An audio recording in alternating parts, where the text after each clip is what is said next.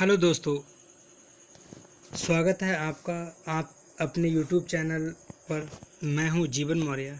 यदि किसी भी तरह की कोई मिस्टेक हो तो मैं उसका क्षमा प्रार्थी हूं और आप लोग कमेंट ज़रूर करें। यदि वो पॉजिटिव होते हैं तो वे हमें एनर्जी देते हैं और नेगेटिव होते हैं तो हमें इम्प्रूवमेंट के लिए सजेस्ट करते हैं। तो इसलिए मेरा अपने सभी साथियों से यही कहना है कि कमेंट ज़रूर किया करें। तो चलिए आज के वीडियो में हम डिस्कस करते हैं विलियम शेक्सपियर से रिलेटेड कुछ इम्पॉर्टेंट क्वेश्चंस को जो हमारे बहुत सारे साथी पढ़ चुके हैं। तो एक प्रैक्टिस के तौर पर हम ये 20 क्वेश्चंस लेकर आए हैं। तो पहला क्वेश्चन है हमारी आपके स्क्रीन पर, William Shakespeare was born in, यानी विलियम शेक्सपियर जो थे वो कब पैदा हुए थे। ये पीजीटी 2004 और 9 इसके अलावा भी पूछा गया है। तो पहला है 1575, 1564 और 1512 और 1666। तो आई होप बहुत सारे हमारे साथियों को इसका आंसर पता होगा और कुछ को नहीं पता होगा। तो चलिए हम आपको बता देते हैं।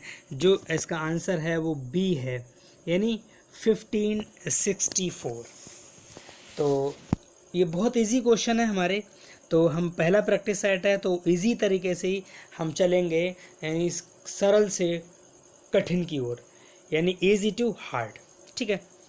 और ये जो 1660 है वो इनका जो मतलब इनकी जो डेथ हुई थी वो है। ठीक है। नेक्स्ट क्वेश्चन है हमारी आपके स्क्रीन पर second.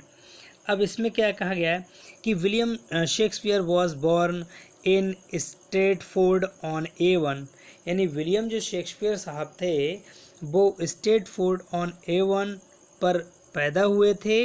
But what country is the known in, लेकिन जो कंट्री थी वो किस नाम से जानी जाती। ये तो एक द्वीप का नाम है, स्टेटफोर्ड ऑन A1, और ये कंट्री कौन सी थी, यानी वो जो द्वीप था वो किस कंट्री पर था। पहला है ससेक्स, यानी नॉरफॉल्क, या कहना चाहिए था डुरहम, या वॉरविकशायर। तो आई होप इसका आंसर ये वॉरविकशायर होगा। चलिए देखते हैं क्या ये आंसर सही है। डी, देखिए आंसर डी करेक्ट है, आंसर डी। और हमारे बहुत सारे साथियों को, बहुत सारे दोस्तों को ये पता है पहले से ही। अब हम चलते हैं क्वेश्चन थर्ड की तरफ। देखिए क्वेश्चन थर्ड हमारी आपकी स्क्रीन पर है। What was the reason of Shakespeare's leaving Stratford, यानी व्हाट वाज द रीज़न, क्या रीज़न था उनका शेक्सपियर साहब का लीविंग स्टेटफोर्ड, यानी स्टेटफोर्ड ऑन A1 जो द्वीप था, जो जगह थी, उन्होंने क्यों छोड़ा था, ऐसा क्या रीज़न था इनके साथ। देखिए विलियम शेक्सपियर को हम पूरा कवर करेंगे क्वेश्चंस के through, theoretical, line by line, बहुत हर तरीके से कवर करेंगे। और आप चैनल पर बने रहें तो कुछ भी छोड़ने की कोशिश नहीं करेंगे, छूटेगा भी नहीं हमारे यहाँ पर। तो पहला है ए ऑप्शन है, he was caught stealing a deer from Sir Thomas Lucy's park. मतलब था, यानी वो पकड़े गए थे स्टीलिंग चुराते हुए, सॉरी ये कॉट स्टीलिंग चुराते हुए डियर हेरन को from the sir Thomas Lucy park. Sir Thomas का जो पार्क था, लूसी पार्क, वहाँ से ये पकड़े गए थे हेरन चुराते हुए। क्या ये ऑप्शन है, या फिर है he was not satisfied with his family, या वो अपनी फैमिली से संतुष्ट नहीं थे, या फिर his friend invited him to London, या उनके दोस्त ने उन्हें इनवाइट किया था, दावत दी थी लंदन में, यही got a teaching job in London, या फिर उन्होंने टीचिंग जॉब की थी लंदन में। तो इसका आंसर चलिए देखते हैं कौन सा है। आंसर है इसका ए। देखिए वास्तविकता ही वॉज कॉट स्टीलिंग, यानी उन्होंने हिरन चुराया था। कहाँ से, क्वेश्चन पूछा था किस पार्क से चुराया गया था, तो लूसीज पार्क, लूसी का पार्क था, है ना। तो ये याद रखिएगा। ठीक है, ऑप्शन ए करेक्ट है हमारा। अब चलते हैं हम क्वेश्चन 4 की तरफ। तो क्वेश्चन 4 क्या है, it is believed that Shakespeare was found guilty of dear. ये बिलीव है, ये विश्वास किया जाता है कि उन्होंने क्या अपराध किया था, हिरन का चोरी की थी। तो वो हिरन किसका था, देखिए विलियम हर्बर्ट का, रॉबर्ट ग्रीन का, या थॉमस लूसी, या थॉमस थ्रो। देखो अब पहले क्वेश्चन में ही इसका आंसर मैच कर चुका था हमारा। देखिए यहाँ से मिलेगा आपको आंसर, देखिए ये है। चलिए देखते हैं, यानी ऑप्शन नंबर है सी, यानी थॉमस लूसी का। यानी लूसी का चुराया था, थॉमस थ्रोप तो थे नहीं, रॉबर्ट ग्रीन नहीं थे, विलियम हर्बर्ट भी नहीं थे, एक ही ऑप्शन बचता है थॉमस लूसी, यानी लूसी का हिरन चुराया था। नेक्स्ट है क्वेश्चन 5, बिटवीन व्हाट टाइम, यानी किस पीरियड के समय में Wordsworth did William Shakespeare begin a London as an actor.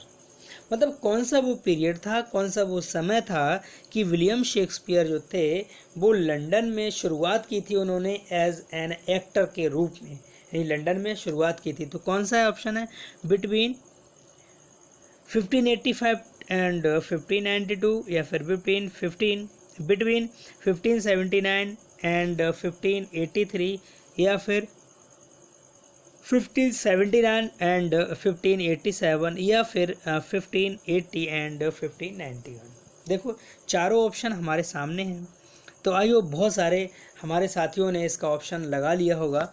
चलिए देखते हैं क्या ऑप्शन है, किसका सही होता है। Option A 1585 and 1592 it is right answer.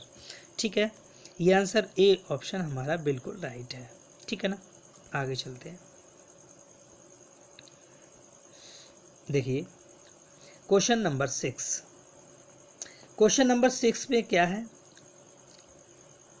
देखिएगा, यानी रीचिंग लंदन इन 1587 शेक्सपियर ज्वाइंड। जब लंदन पहुंचे थे 1587 में, तो शेक्सपियर ने ज्वाइन किया था, क्या ज्वाइन किया था, यानी Burbage's company of actor, job in a school, group of university wits. तो देखिए, और एक ऑप्शन है हमारा नन ऑफ दीज, यानी इनमें से कोई नहीं।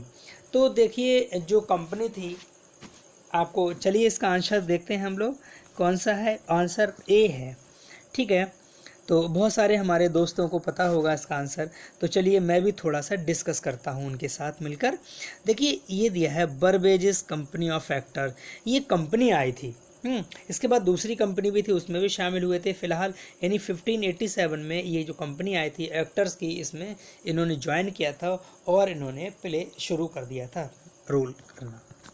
नेक्स्ट है क्वेश्चन नंबर 7 है हमारी आपकी स्क्रीन पर, यानी which play bore Shakespeare's name as actor first time. यानी कौन सा प्ले ऐसा था जिसमें विलियम शेक्सपियर साहब के नाम, विलियम शेक्सपियर साहब का जो नाम था एज ऑथर्स फर्स्ट टाइम, यानी पहली बार ऑथर के रूप में उभर कर आया था। तो कौन सा था, लव स्लेवर लॉस्ट, टाइटस एंड्रोनिक्स, या मर्चेंट ऑफ वेनिस, या कोरोलिनस।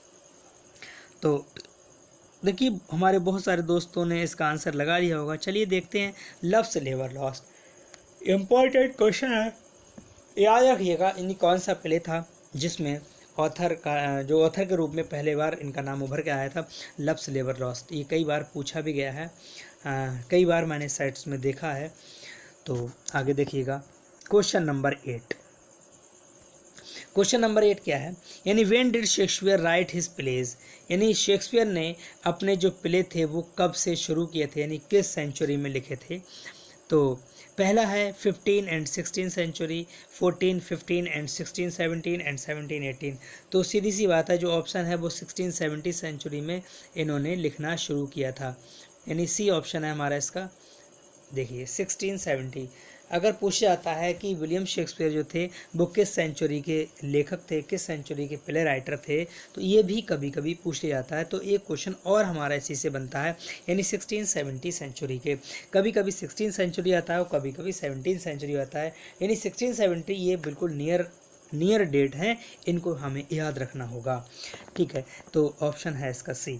नेक्स्ट क्वेश्चन है 9, हमारी आपकी स्क्रीन पर है 9 number question, what was the theatre in London that Shakespeare was associated with, यानी कौन सा वो थिएटर था, क्या कौन सा थिएटर था जो लंदन में जो शेक्सपियर साहब जिससे एसोसिएटेड हुए थे, जुड़े थे, एसोसिएट हुए थे, इनसे जुड़े थे किस थिएटर से, the world, Britain, the circus, या ग्लोब। देखिए जो इसका आंसर है, बहुत सारे हमारे दोस्तों ने आंसर लगा लिया होगा, मालूम ही होगा, लेकिन फिर भी हम जानते हैं आंसर हमारा है डी, यानी ग्लोब थिएटर, जिसमें आग भी लग गई थी तो उसको रीबिल्ड कराया गया था। आगे चलते हैं, बहुत सारी चीज़ें हम इससे डिस्कस करेंगे। क्वेश्चंस के बाद क्वेश्चंस की बहुत, साथियों क्वेश्चन की बहुत लंबी सीरीज़ होगी हमारी। ऐसा नहीं है कि हम 10 20 50 क्वेश्चन पे इसको बिल्कुल समेट दें, ऐसा नहीं हो।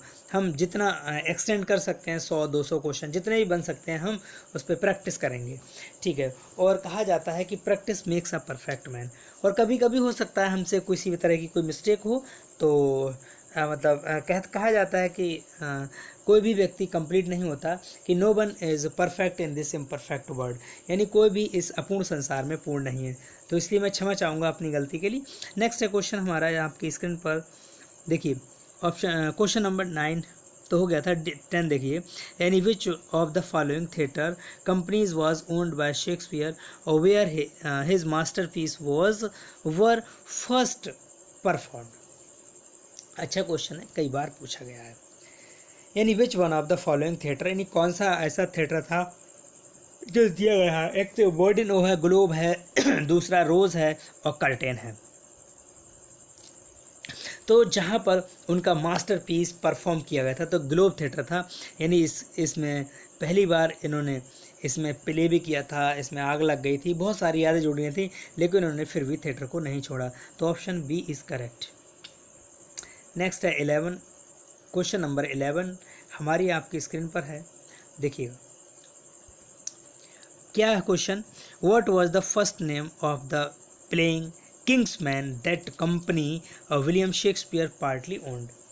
यानी वो कौन सा पहला प्ले था जिसमें किंग्समैन, यानी प्लेइंग किंग्समैन जो था, दैट कंपनी, जो company William Shakespeare partly owned, जो पार्टी अलग कर देती है उसको, यानी वो कौन सा पहला प्ले था किंग्समैन का। देखिएगा, लंदन थिएटर, स्टेटफोर्ड थिएटर, या द क्वींस थ्रोप, या वर्ड चैम्बरलेंस। देखिए, तो अब देखिए हमारा आंसर है इसका डी।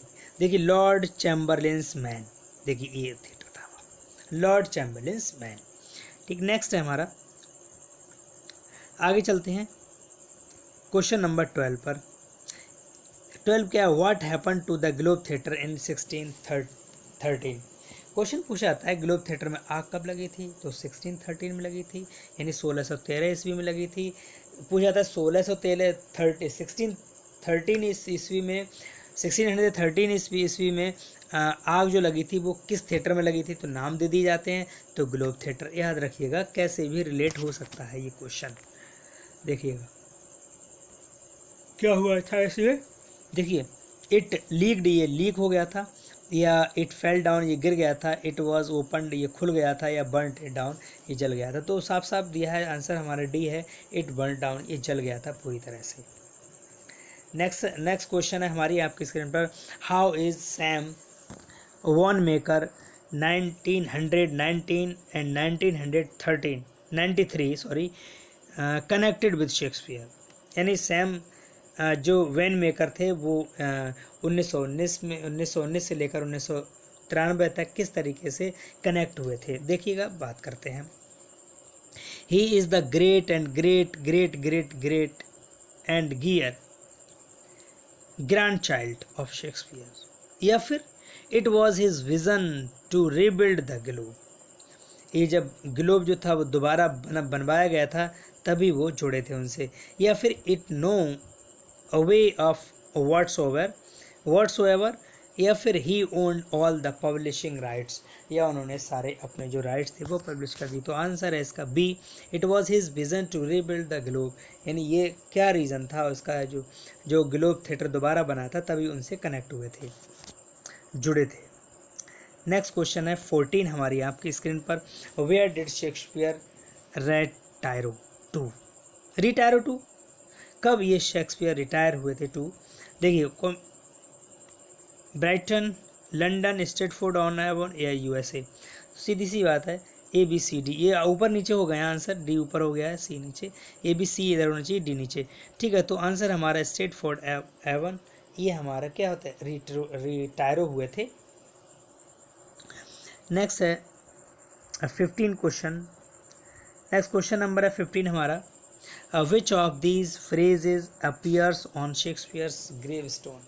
ग्रेव स्टोन यानी ये कह रहा है विच ऑफ दीज फ्रेज, यानी कौन सी फ्रेज जो थी अपीयर्स होती है उनकी टॉम पर, उनकी मतलब जो जहाँ उनका जो इनको दफनाया गया था, जहाँ उनको दफनाया गया था वहाँ पर उस पर जो बनी हुई थी मार्बल्ड थी, उस पर कुछ लिखा हुआ था। तो क्या लिखा था? May the great author rest in peace, he requested not to write anything, या फिर he arrived on his earth with nothing when he died, he left everything to us. Crust be he that moves my bones.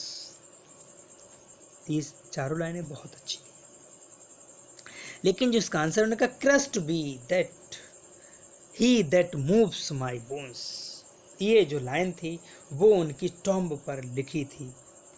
Next है 16 question हमारी आपकी, Venus and Adonis is a poem. बहुत बार पूछा गया है। Venus जो Adonis है, इस पोएम को भी हम डिस्कस करेंगे आगे अपनी वीडियोस में। तो वीनस और एडोनिस जो पोएम है वो क्या है, या किसने लिखी है, किसके द्वारा लिखी गई है? जॉन मिल्टन के द्वारा नहीं है, PV Shelley, Matthew Arnold, William Shakespeare, यानी जो पोएम है वो विलियम शेक्सपियर के द्वारा ही लिखी गई है। नेक्स्ट क्वेश्चन है हमारी आपकी स्क्रीन पर, यानी where from these lines have been taken, ये जो लाइन है वो कहाँ से ली गई है? देखिएगा, गुड फ्रेंड, अच्छे दोस्त, for Jesus sake, for bear, to dig the dust enclosed here, blessed be the man that spares these stones. Very good, बहुत अच्छी बात कही है कि अच्छे फ्रेंड जो होते हैं वो बहुत अच्छे होते हैं, और कैसे होते हैं? स्पेयर्स दीज स्टोन्स, यानी वो मतलब हमेशा एक हमारी याद में बने रहते हैं और पत्थर की तरह बिल्कुल मतलब अडिग रहते हैं, कभी हिलते हिलते नहीं। एंड क्रस्ड, और मिट जाओ, be that moves my bones, और हड्डियों की तरह मिट जाओ, मतलब जो बेकार लोग होते हैं। तो इसमें कहाँ पर कहा गया था, किसने कहा, कहाँ लिखा था? देखिए, Cymbeline, as you like it, much ado about nothing, या फिर शेक्सपियर टॉम, ये शेक्सपियर की उस पर जो मॉन्यूमेंट बनी थी, स्मारक बनी थी, उस पर ये लिखी हुई थी लाइन। कई बार पूछा गया ये क्वेश्चन। नेक्स्ट क्वेश्चन है हमारी आपकी स्क्रीन पर, वेयर फ्रॉम द लाइन्स, ये लाइन कहाँ से ली गई है? Fear no more that heat o the sun, no nor the furious winter's rages, thou thy worldly task hast done, home art gone and teen thy wages। बहुत अच्छी बात कही इन्होंने। fear no more heat the sun, घबराइए मत। heat the sun, अगर सूरज की धूप है तो हमें घबराना नहीं है। nor the furious winter the rays, मतलब हमें किसी भी परिस्थिति में परेशान नहीं होना चाहिए। तो ये किस प्ले में कहा गया है? सिम्बर लाइन में कहा गया है, मिडसमर नाइट ड्रीम में कहा गया है, या किंग लियर, या फिर हैमलेट। ये जो है सिम्बर लाइन, यानी पहला ऑप्शन ही राइट है। सिम्बर लाइन में ये कहा, सिम्बर लाइन में ये कहा गया था। क्वेश्चन नंबर 19 है हमारी आपकी स्क्रीन पर, Venus and Adonis by Shakespeare was written in stanza of, किस तरीके के स्टैंजे में लिखी गई थी? बहुत अच्छी पोएम है, कई बार पूछा गया है इस पोएम के बारे में। 4 लाइन्स में लिखी गई थी, 6 लाइन्स में लिखी गई, नॉन दीज, या 7 लाइन्स। तो इसका ऑप्शन है बी। ऑप्शन देखिए क्या है हमारा, बी, यानी 6 लाइन्स में ये लिखी गई थी। ठीक है, याद रखिएगा हमारा ये 6 लाइन्स वाला ऑप्शन इज राइट। नेक्स्ट